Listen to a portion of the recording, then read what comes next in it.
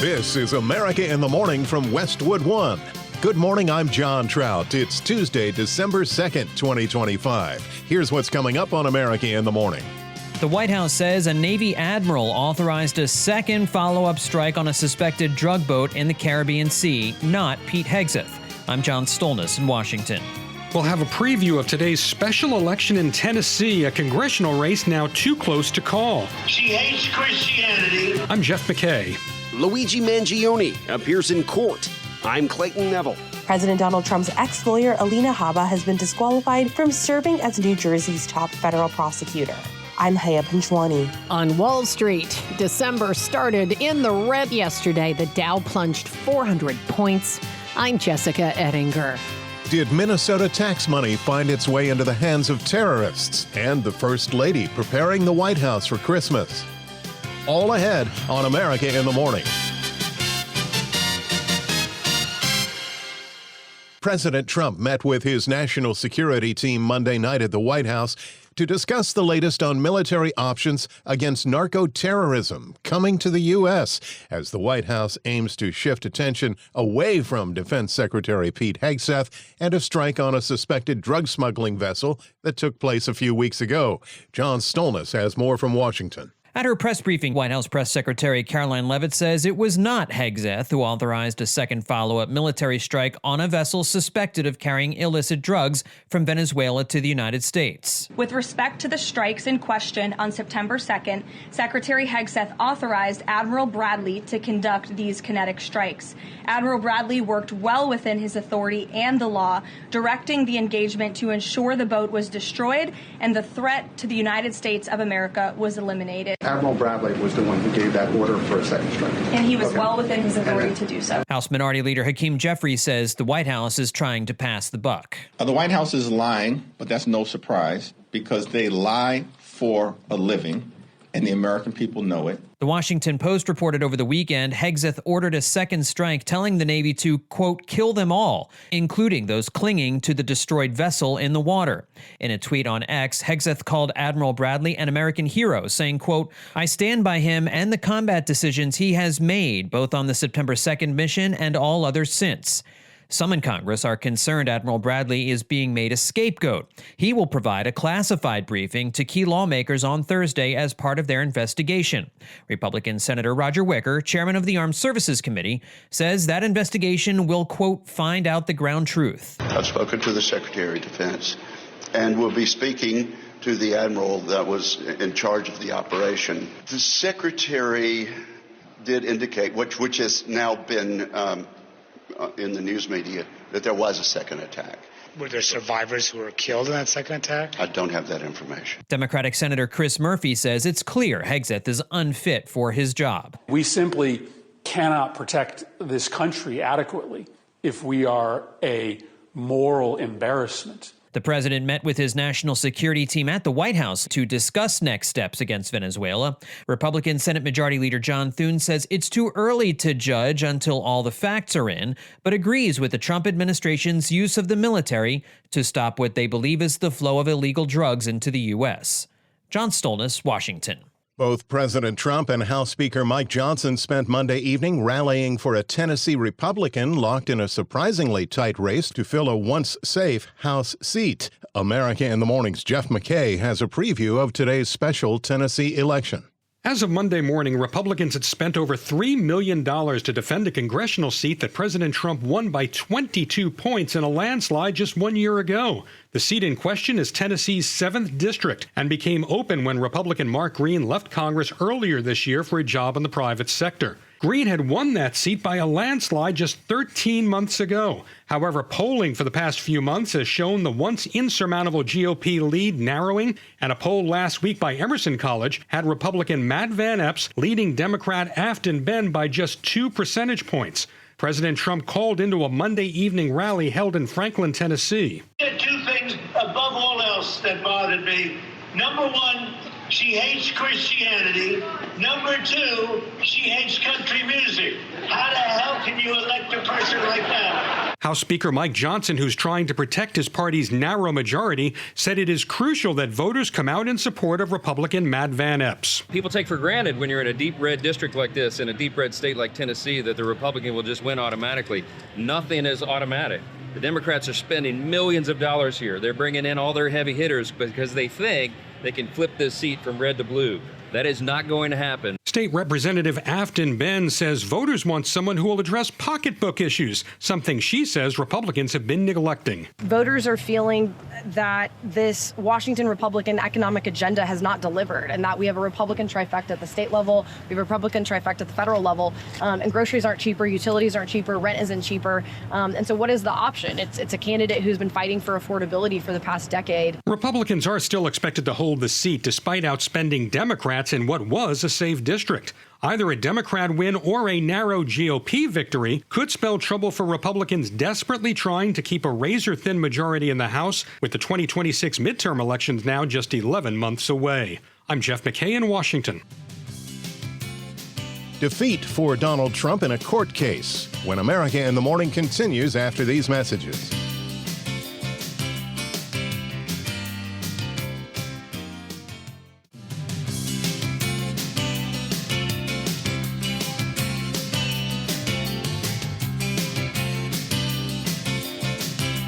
America in the Morning continues. Here's your national outlook for this Tuesday from AccuWeather.com meteorologist Matt Rindy. A storm continuing eastward today will lead to some snow to start off in parts of eastern Ohio and Michigan, southward to parts of Kentucky and West Virginia, leading to some slippery travel this morning. And this will continue eastward through western Pennsylvania into New York during the morning hours. There will dry out for the afternoon and then build to the rest of each state and continuing toward the coast quickly after daybreak. Snow will generally accumulate from 1 to 3 inches, but there'll be some higher elevations through northeast Pennsylvania into eastern New York and New England that could have upwards of 6 inches, with more than 6 inches in parts of New England. Coastal areas from this system and its associated cold front as far north as Boston and southward through Georgia will have mainly rain, some of which could be heavy, leading to localized flooding. And this front will even cause a few thunderstorms through northern Florida throughout the day, and then this afternoon across the central and southern parts of the state.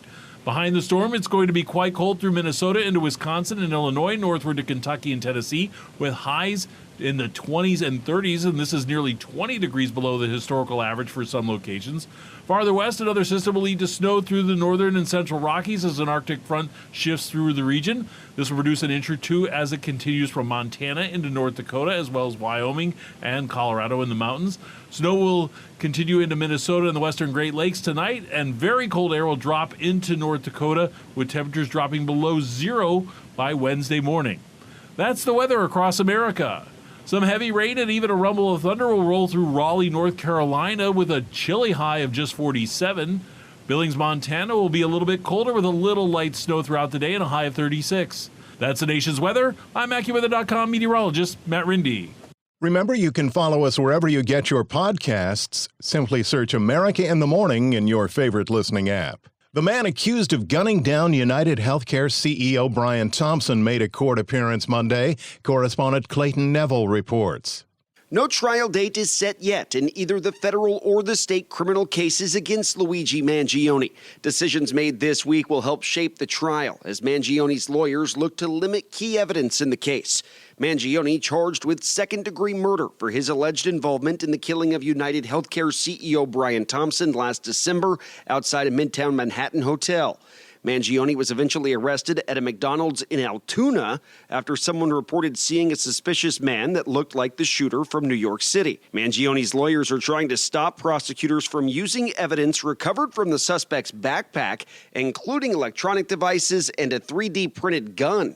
Also a journal. The claim is that police didn't have a warrant when they found Mangione at the McDonald's, but prosecutors defend the search. Mangione watched from the courtroom as video and surveillance evidence showed him at the scene. 911 audio from the Altoona McDonald's was also played during the hearing, which saw nearly 24 Mangione supporters in the back of the courtroom. The hearings are slated to continue today and could last for several more days. I'm Clayton Neville. An appeals court has ruled against the Trump administration and the president's former legal counsel. Correspondent Mangione has an update. President Donald Trump's ex-lawyer, Alina Habba, has been disqualified from serving as New Jersey's top federal prosecutor. A federal appeals court said the Trump administration maneuvers to keep Habba in the role were contrary to federal laws governing appointments. A panel of judges in Philadelphia sided with a lower court ruling after hearing oral arguments in October. The ruling comes amid the push by Trump's Republican administration to keep Habba as the acting U.S. Attorney for New Jersey. That's a powerful post charged with enforcing federal criminal and civil law. I'm Mangione. When we return on America in the Morning, Cyber Monday results and weight loss drug cost lowered after these messages.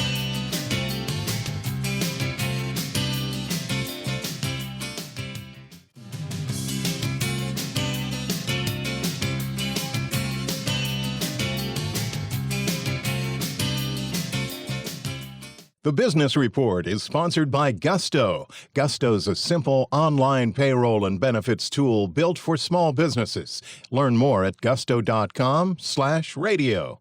Here's CNBC's Jessica Ettinger with the Tuesday Report. Wall Street opens this morning after a tough start to December trading. The Dow plunged 400 points yesterday and snapped a 5-day winning streak. Cryptocurrencies slid right with stocks. Bitcoin around $85,000. That's where it was last April. Shares of Shopify got hit yesterday, just like the company did, with an outage. And it was a big Cyber Monday shopping day. Shares of Shopify lower on this Cyber Monday, one of the biggest shopping days of the year. The Canadian e-commerce company was hit with an outage, leaving some businesses unable to manage transactions. The company said it is, quote, seeing signs of recovery, but it's still continuing to monitor the situation. CNBC's Christina Partsinevelis. Early numbers show that even when Americans say they're worried about money and they won't spend as much on the holidays this year, so far it appears they're spending anyway. Despite worries about consumer confidence and the financial strain, the big unofficial kickoff to the holiday does appear strong. Of the 5-day stretch, which is often called Cyber Week, Adobe expects that Cyber Monday was the biggest online shopping day of the year, with $14.2 billion spent. That would be up 6.3% over last year's Cyber Monday. Now, Adobe Analytics says that Black Friday online sales grew more than 9.1%. That was better than expected, to $11.8 billion. So far, by all measures, very strong online. CNBC's Courtney Reagan. Eli Lilly lowering the price of its Zepbound weight loss drug for patients who use Lilly Direct. The starter dose going down to $300 a month. Prices for higher doses will top out at $450 a month.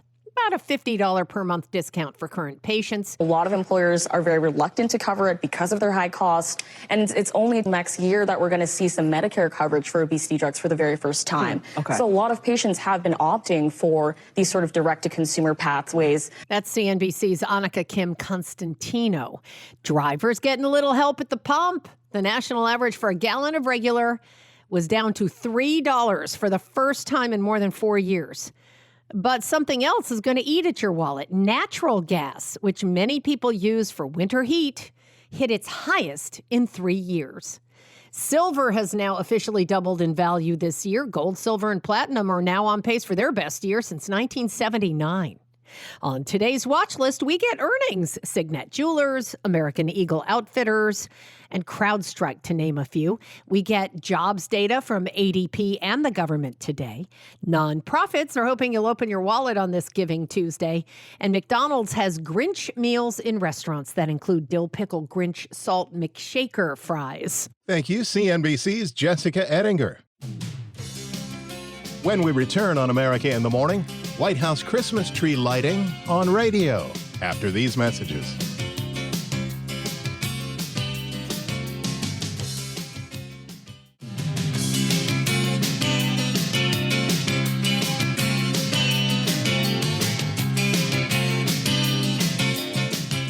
This is America in the Morning. Both the U.S. Treasury and a House panel are opening investigations into whether Minnesota tax money found its way to Al-Shabaab, a U.S.-designated foreign terrorist organization, and an al-Qaeda affiliate based in Somalia. House Oversight Committee Chairman James Comer is looking into whether Minnesota Governor Tim Walz had any involvement in what he called failure to safeguard taxpayer dollars.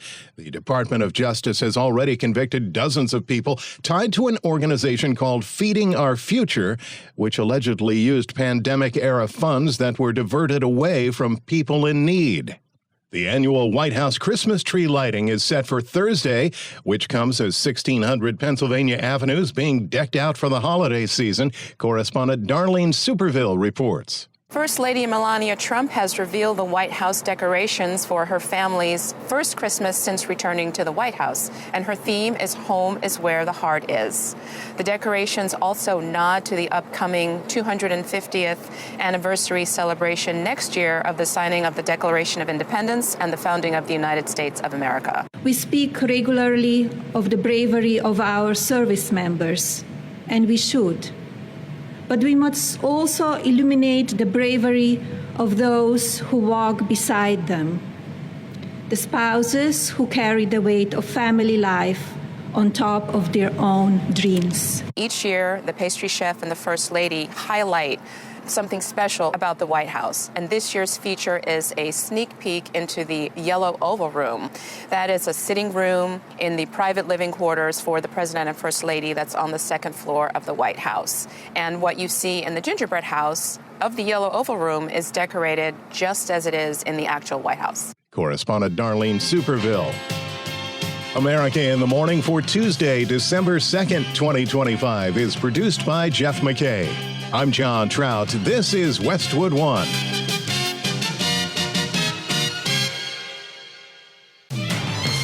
This is America in the Morning from Westwood One. I'm John Trout. Coming up this half hour. Learning more about the suspect and the victims in the National Guard shooting in D.C. last week. I'm Clayton Neville. Ukraine's president is expressing optimism over talks aimed at ending Russia's war. Sagar Meghani, Washington. President Trump's MRI is released by the White House. Was perfectly normal. I'm Joan Jones. Air travelers without a real ID will face a $45 fee starting in February. Ed Donahue, Washington. A federal review has found that 44% of U.S. trucking schools don't comply with government rules. I'm Haya Panjwani. Will the DOJ retry James Comey? And Robert Workman with sports. Back after these messages.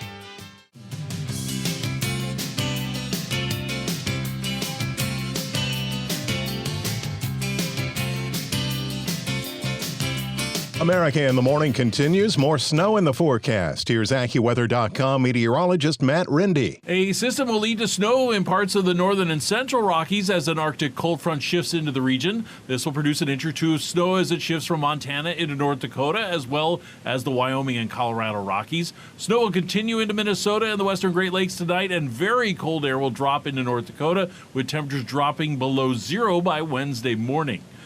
The central and southern plains will be quieter today with some sunshine. Highs will climb back into the 40s as far north as western Nebraska and into the 70s in parts of southwest Texas. The rest of the west will be largely dry with increasing amounts of sun from north to south. Highs will be in the 30s in the north and into the 70s in parts of the desert southwest. A storm that brought snow from the plains into the Midwest will continue eastward today, and this will lead to some snow to start today in eastern Ohio and Michigan, southward to parts of Kentucky and West Virginia, and that could lead to a slippery morning commute. And that will be continuing into the western parts of Pennsylvania and New York during the morning hours before drying out, and then build into the rest of each state and continuing toward the coast quickly just after daybreak. Snow will generally range from 1 to 3 inches, but some higher elevations through northeast Pennsylvania into eastern New York and New England could have upwards of 6 inches and more than 6 inches in parts of New England. Coastal areas from this system and the front will be leading to rain as far north as Boston, southward through Georgia, and some of that rain could be heavy, leading to localized flooding.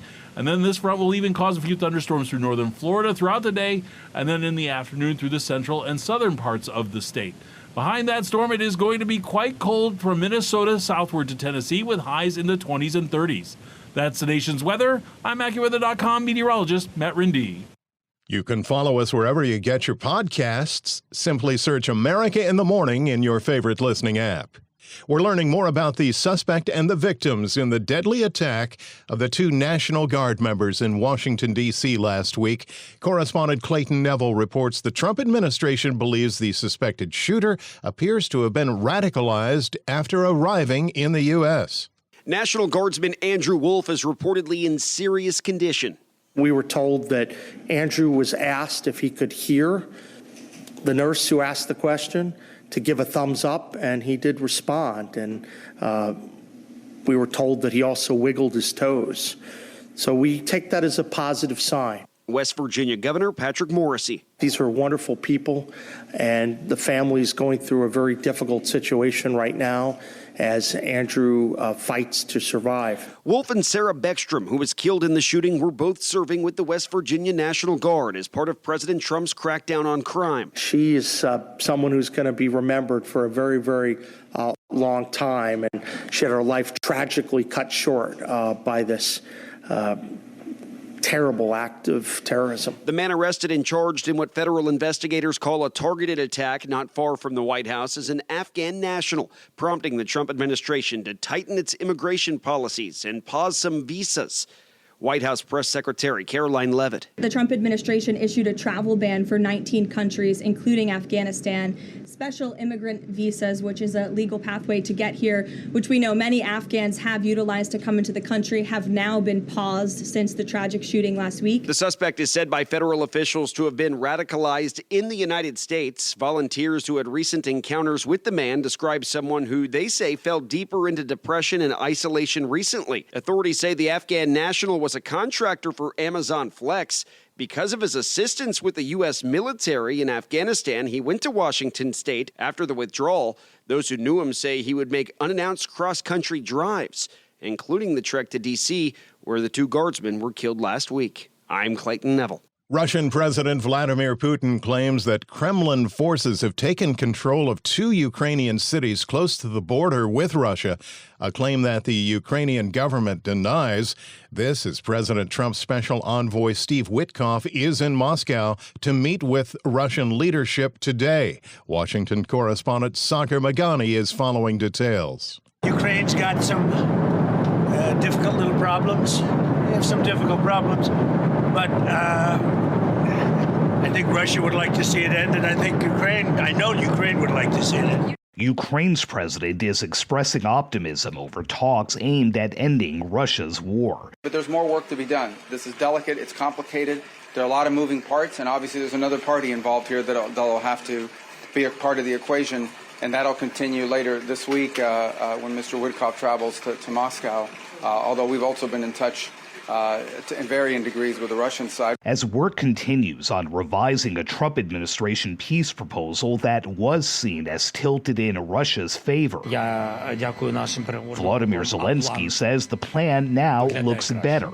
He was in Paris, where French President Emmanuel Macron says this could be a turning point. At the White House, We do feel quite good. Spokeswoman Caroline Leavitt notes Trump envoy Steve Witkoff will meet with Vladimir Putin in Moscow. The president's entire team, including Special Envoy Witkoff and Secretary Rubio and the vice president and the president himself, Secretary Hegseth as well, have been working so hard on this effort, and they all really want to see this war come to an end. The U.S.-Russia part of it worries European Union Foreign Policy Chief Kaja Kallas. The pressure will be put on the victim. And says forcing Ukraine to give up land to its invader would send a bad signal. It's the United Nations charter that says that you can't change borders by force. If this pays off, we will see this elsewhere, all around the world. Then we see that whoever has the power gets to take what they want. Sagar Magani, Washington.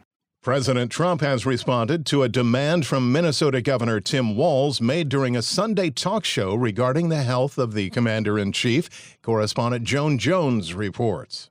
Walz demanded that President Trump release the findings of an MRI performed in October after some late-night Truth Social posts last week from the president. Well, here we got a guy on Thanksgiving where we spent time with our families, we ate, we played Yahtzee, we cheered for football or whatever. This guy is apparently in a room ranting about everything else. This is not normal behavior. Today, White House Press Secretary Caroline Leavitt made good on turning over the results as written by the president's doctor, Sean Barbabella. President Trump's cardiovascular imaging was perfectly normal. No evidence of arterial narrowing impairing blood flow or abnormalities in the heart or major vessels. The heart chambers are normal in size, the vessel walls appear smooth and healthy, and there are no signs of inflammation or clotting. His abdominal imaging is also perfectly normal. All major organs appear very healthy and well perfused. Dr. Barbabella called this an executive physical, which generally refers to adding extra non-routine tests, including MRIs, to routine exams not covered by insurance that are marketed to wealthy people. He called them a routine exam. Now, questions have been raised recently over Trump's swollen ankles, a condition he admitted is caused by chronic venous insufficiency. It's a non-life-threatening condition common in older adults. And there have been questions, too, about bruising on his hands. Media concern over Trump's health follows his criticisms of journalists over their lack of reporting on then-President Joe Biden's mental acuity and physical fitness when he served in the Oval Office. I'm Joan Jones. When we return on America in the Morning, the new U.S. pharmaceutical deal and Google's faster computer chip. After these messages.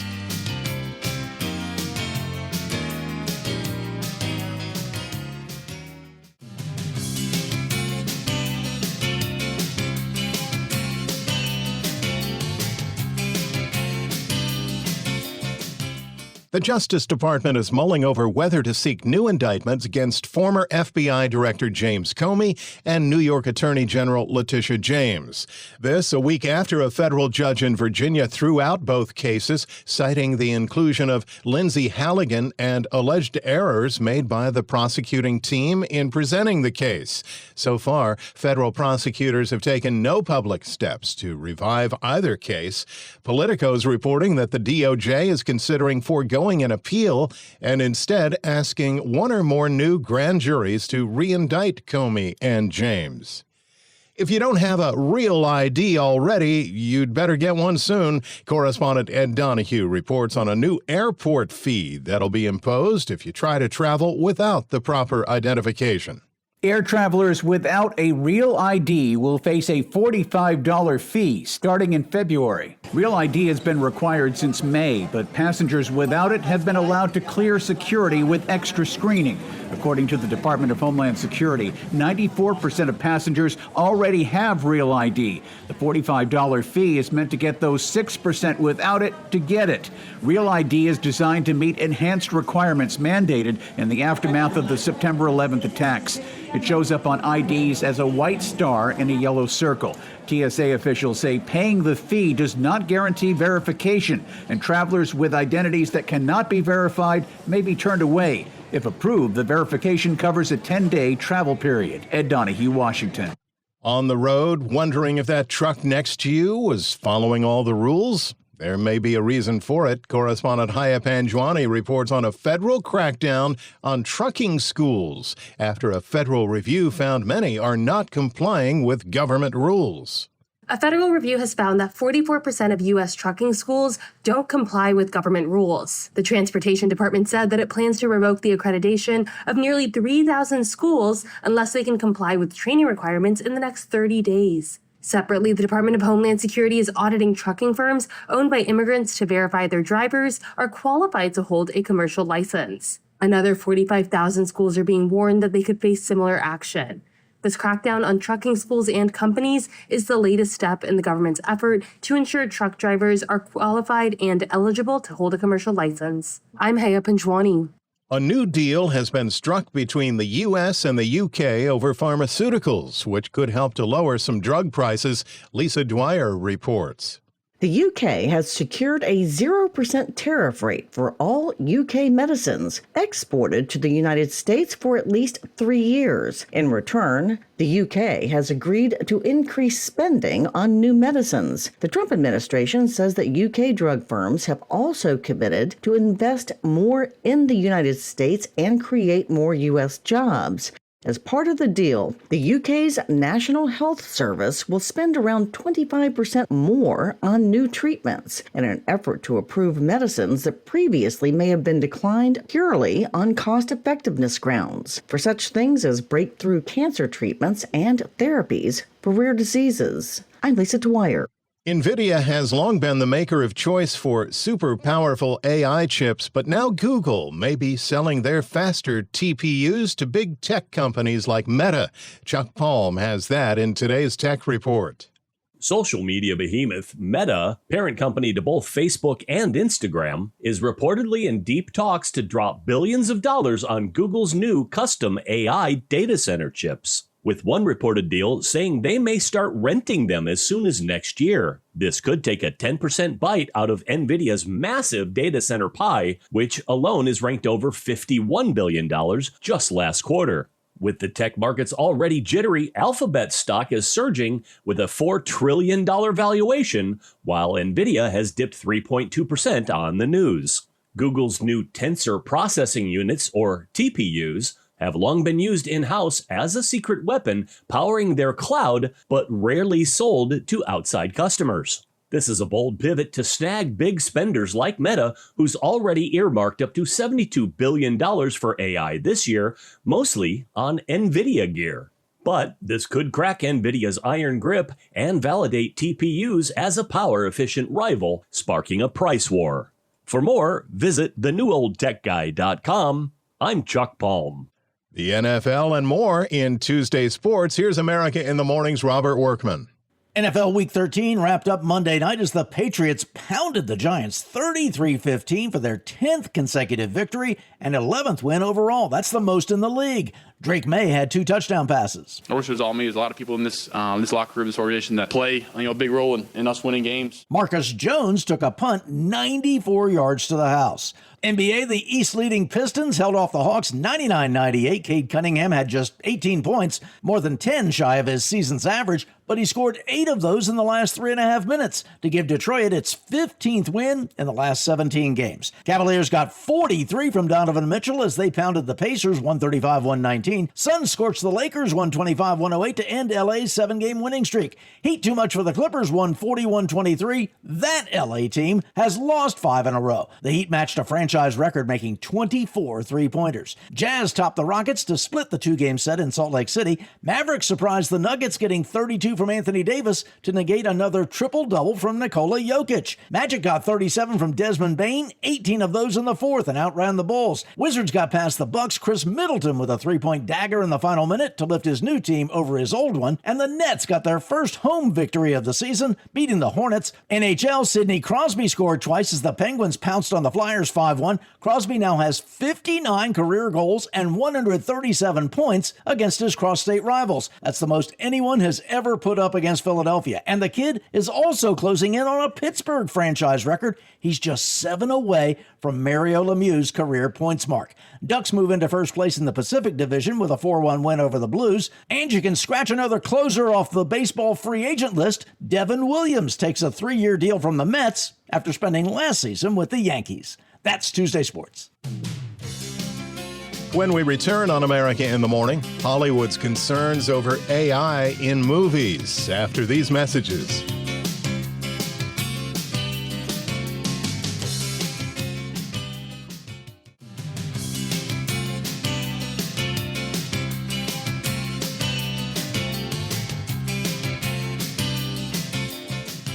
America in the Morning continues. There is concern regarding artificial intelligence, including the use of generative AI in movies, something that cinematic visual effects legend James Cameron is weighing in on. More from entertainment reporter Kevin Carr.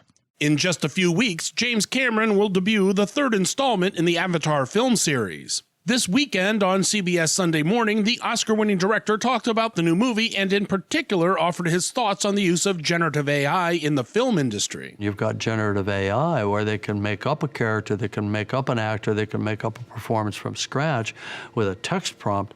It's like, no, that's horrifying to me. This may be surprising to some, considering Cameron has been on the cutting edge of special effects technology since he blasted onto the scene in 1984 with his film The Terminator. Since then, Cameron has pushed the limits on filmmaking, sometimes waiting years to start a project so technology could catch up with his vision. However, even with all the technology used to make a movie like one of the Avatar features, Cameron relied on human actors in the process. For years, there was this sense that, oh, they're doing something strange with computers and they're replacing actors, when in fact, once you really drill down and you see what we're doing, it's a celebration. Rather than generating characters entirely in a computer, Cameron uses performance capture, which records the actor's body movements and facial expressions before any animation takes place. We use a whole bunch of cameras to capture the body performance of the actor, and we use a single camera, or now we use actually two, to video their face. They're in a close-up 100% of the time. James Cameron's Avatar: Fire and Ash hits theaters everywhere on December 19th.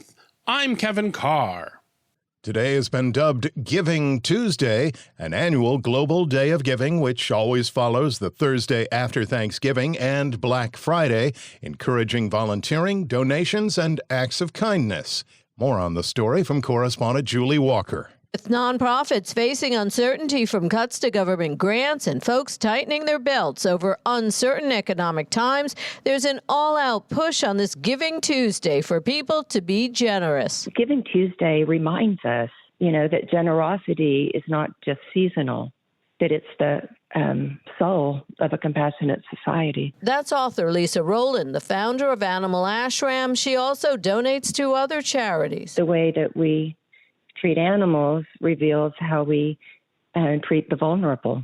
And Giving Tuesday gives us a chance to raise the bar for both of them. Rowland sums it up this way. The world isn't waiting for heroes.